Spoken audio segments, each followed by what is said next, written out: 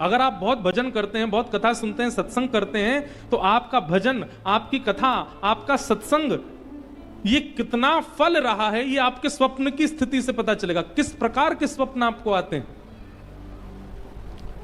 स्वप्न में यदि भूत दिख रहे हैं, प्रेत दिख रहे हैं, स्वप्न में यदि आपको सर्प दिख रहे हैं, सर्प में मरे हुए लोग दिख रहे हैं, स्वप्न में बिना सर वाले लोग दिख रहे हैं, तो इसका मतलब क्या है?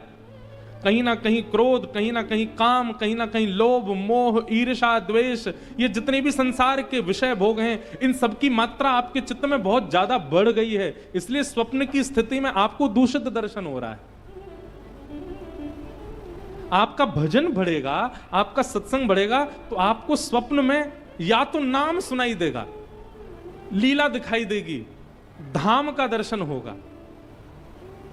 हम कह रहे हैं प्रत्यक्ष ठाकुर जी ना दिखें, लेकिन धाम दिखेगा, वृंदावन दिखेगा, रामेश्वरम दिखेगा, हमारे श्री रंगनाथ भगवान दिखेंगे, गोवर्धन दिखेंगे, बद्रीनाथ दिखेंगे। प्रत्यक्ष ठाकुर जी ना दिखें, धाम दिख रहा है, इसका मतलब आपका भजन, आपका सत्संग फल रहा है।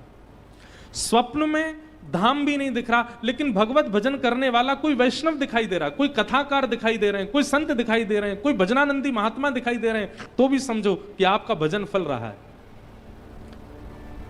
शुभ आयुध दिखाई दे रहे हैं, ठाकुर जी का त्रिशूल दिखाई दे रहा है, महादेव का,